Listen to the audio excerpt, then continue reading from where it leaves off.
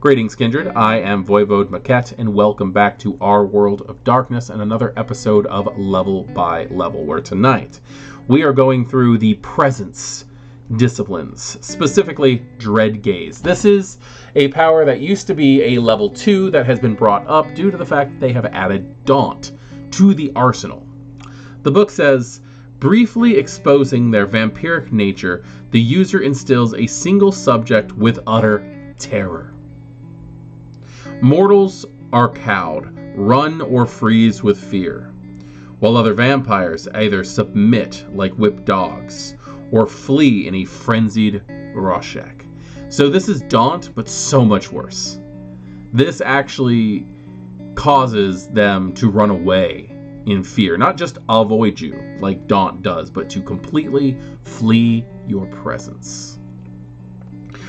The cost is 1 Rouse Check, because you actually have to force the vampire out of you while you're using this power. The dice pools are Charisma plus Presence versus the Composure plus Resolve of the victim. So it's their full willpower. It's them trying their damnedest to not fall victim to a fear. The system states, displaying their fangs, their face twists into a predatory grimace. The user rolls a contest of Charisma plus Presence against the target's Composure plus Resolve. It is that simple. You're just literally rolling your Charisma plus your Presence versus your target's willpower. Now, it's not their worn willpower, it's their total willpower, because Composure plus Resolve, but to make them just flee is amazing. Now, there are several effects to this. There are failures, there are winning, and then there is critical winning. On a failure, mortals are unable to act other than in their own defense, backing off for a turn. Vampires are unaffected. So if you fail the test, humans are still like, what is going on? Vampires are, can you please stop that? On a win, mortals run in fear. Vampires are unable to act other than in their own self-defense for a turn, unless they spend a willpower equal to the user's margin of win to a minimum of 1. So, if you win against a vampire, they have to either not do anything and just be there in fear, or they have to spend a willpower equal to the difference between your win and loss. So if you roll 5 successes and they roll 3 successes, they have to spend 2 willpower to get out of this.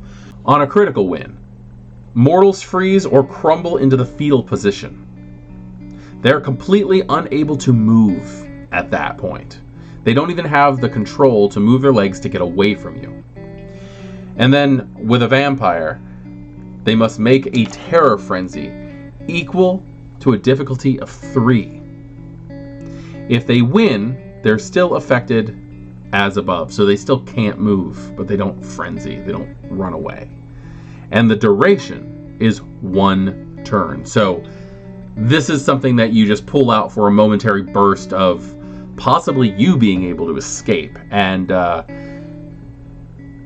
if you're working against a vampire and they don't frenzy and run away, you might want to run yourself at that point.